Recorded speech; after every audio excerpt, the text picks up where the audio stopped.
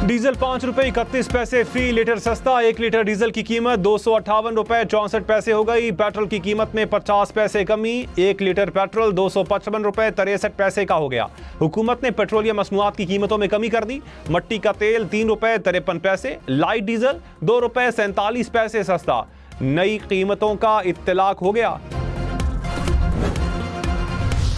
पाकिस्तान में पहला रोजा 2 मार्च इतवार को होगा। रमजानुल मुबारक का चांद नजर ना आया। पेशावर में इजलास के बाद मरकजी रोयत हिलाल कमेटी का ऐलान। कराची, लाहौर, इस्लामाबाद, कोयटा में जोनल कमेटियों के भी इजलास। चांद नजर आने की शहादत ना मिली।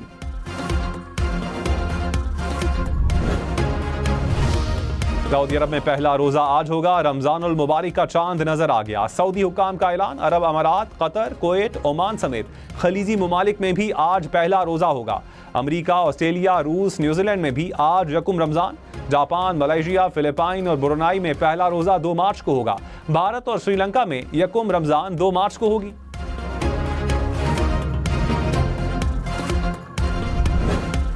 मस्जिदुल हराम और मस्जिद नबवी में पहली नमाज तरावी की अदायगी।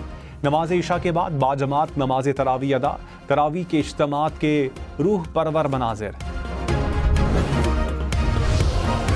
सुप्रीम कोर्ट के आईनी बेंच में मजीद 5 जजेस शामिल। जुडिशल कमीशन ने मंजूरी दे दी। जस्टिस हाशिम काकड़, जस्टिस आमिर फारूक, जस्टिस इश्तियाक इब्राहिम शामिल।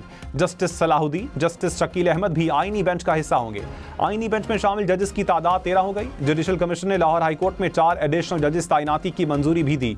राजा गजनफर अली खान, तारिक महमूद बाजवा, अबहर गुल खान और तनवीर अहमद शेख शामिल।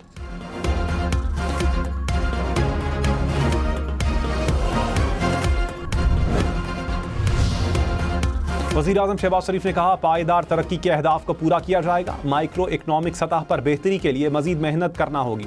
मुल्क में बराह रास्त बैरूनी सरमायाकारी के मामलात तेजी से आगे बढ़े हैं। शरह नमू को बरामदात के जरिए बढ़ाना बेहतरीन रास्ता है। वज़ीर आज़म ने कारोबारी शख्सियात और सनतकारों से तजावीज़ मांग ली। कमेटी तश्कील देने की भी हिदायत।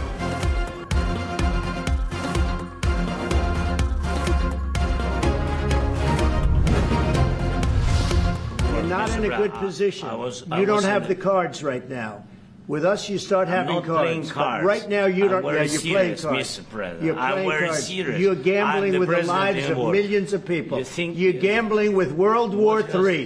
You're gambling with World War III. And what you're doing is very disrespectful to the country, this country. अमरीकी सदर डोनाल्ड ट्रंप यूक्रेनी सदर से मुलाकात में गुस्से में आ गए। सदर ज़ेलेंस्की को खरी खरी सुना दी। व्हाइट हाउस में मीडिया से गुफ्तगू में कहा, आपका मुल्क बड़े मसले में है, यूक्रेन जीत नहीं रहा। अमेरिका ने $350 अरब का फौजी सामान दिया। अमरीकी इमदाद ना होती तो जंग 2 हफ्ते में ख़त्म हो जाती। आप लाखों लोगों की जिंदगियों से खेल रहे हैं। तीसरी आलमी जंग का जुआ खेल रहे हो। जंग को अब ख़त्म करना चाहते हैं, बहुत हो गया।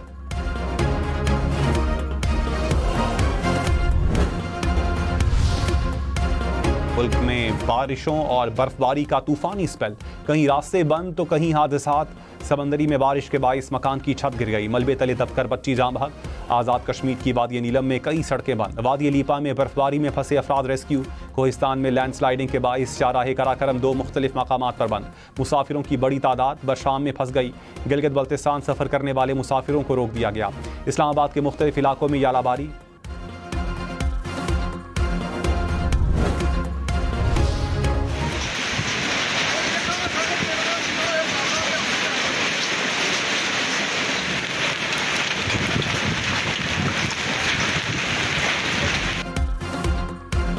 हाफिजाबाद, शेखुपुरा, गुजरांवाला समेत पंजाब के मुख्तलिफ इलाकों में यालाबारी कामों की। मंडी बहाउद्दीन, पिंडी भटिया में भी ओले गिरे।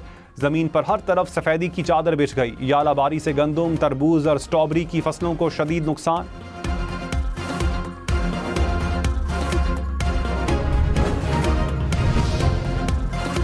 वज़ीर आज़म शहबाज शरीफ से नए काबीना अरकान की मुलाकात। माशी सूरत हाल और सियासी उमूर पर गुफ्तगू। वज़ीर आज़म ने कहा, 1 साल में महंगाई में खातिर खा कमी हुई।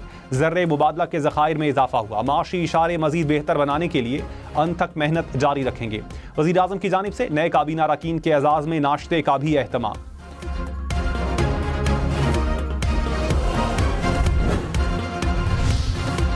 तहरीक इंसाफ ने विफाकी काबीना में तौसीक को मुस्तरद कर दिया। कहा, अवाम मुल्क की तरक्की और खुशहाली के लिए टैक्सेस अदा करते हैं, हुकूमत सरकारी खजाने को उजाड़ रही है, सियासी इस्तेहकाम के बजाय मुल्क को गलत समत में धकेला जा रहा है। तर्जुमान ने कहा, वुज़रा की तादाद बढ़ाकर खजाने पर बोझ डालना काबिल मजम्मत है।